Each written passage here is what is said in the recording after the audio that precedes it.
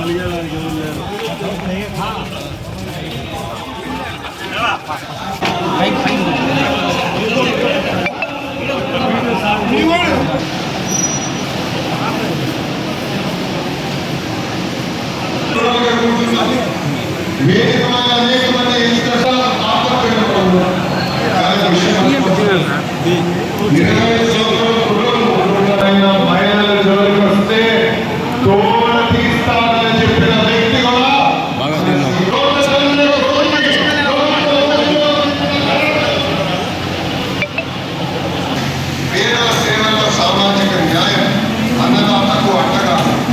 అందుకే ఇప్పుడు మొత్తం గ్రామాలు తీసుకొచ్చారు.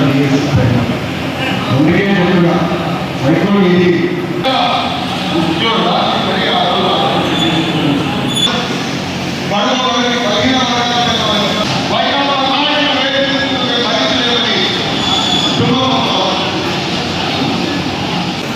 సొంత తల్లిని చెల్లిని మెడబట్టి బయటికి వెళ్ళేసి నీరు ఇవన్నీ మర్చిపోయారు. జాబ్ క్యాలెండర్ కూడా విడుదల చేసినారు. భూమి కంటే వచ్చిందా ఈ డబ్బులు లేవు, బోర్డు వేయలేక అల్లాడే పరిస్థితులు. 50 వర్గాలు వద్దు, ఏమొద్దు, ఇంటికి ఒక కులాయి చేద్దాం. మన ఎలక్షన్ కూడా ఓట్లు వేస్తారా లేదా ప్రజలు ఇష్టం. నేను చెప్తాను, ఉత్సాహవంతుడు చిన్న వయసులోనే రాష్ట్రంలో పెట్టుబడుల పరంపర కొనసాగిస్తూ ఉండే ఏకైక నాయకుడు యువకుల రథసారథి లోకేష్ గారి నాయకత్వంలో కూడా తెలుగుదేశం పార్టీ తాత తండ్రి తనలు ముగ్గురు యొక్క నాయకత్వం పనిచేసే భాగ్యం మనకు దక్కింది. తప్పకుండా తెలుగుదేశం పార్టీని భుజాలపైన మోసేదానికి ప్రతి ఒక్క కార్యకర్త సిద్ధంగా ఉండాలని తెలియజేస్తున్నా. అలాగే నేను ఒకటే చెప్తున్నా, ప్రతి పార్టీలో కలహాలు ఉంటాయి, కుప్పట్లు ఉంటాయి. అవి పక్కన పెట్టండి, సమస్యలు ప్రతి ఒక్కరికి ఉంటాయి. నలుగురు కుటుంబ సభ్యుల ఇంట్లోనే సమస్యలు ఉంటాయి.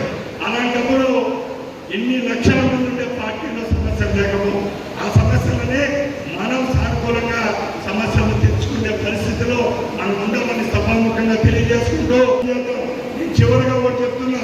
నిన్న నేను పార్టీ ఆఫీస్ నుంచి జగన్మోహన్ రెడ్డి గురించి, వాళ్ళ తాత గురించి దీంట్లో మాట్లాడా. అమ్మంపేట మైన్స్ గురించి మాట్లాడినా. నిన్న పేపర్లలో చాలా పెద్ద వచ్చింది. మాట్లాడిన తర్వాత నాకు చాలా మంది వైసీపీలో ఉండే నాయకులు పాత పరిచయం అయితే మీరు ఫోన్ చేశారు. రేపు జగన్మోహన్ రెడ్డి మరొకసారి ముఖ్యమంత్రి అయితే మీ పరిస్థితి అంటే మీ పక్క వాళ్ళ కదా, మీ వాళ్ళనే చెప్పాం. ఏమీ లేని కాలంలోనే జగన్మోహన్ రెడ్డికి భయపడలేదు. ఈరోజు ఏం భయపడలేదు. ఏమీ లేని కాలంలోనే జగన్మోహన్ రెడ్డికి భయపడలేదు. తాటాక చెప్పులకు భయపడేది లేదు.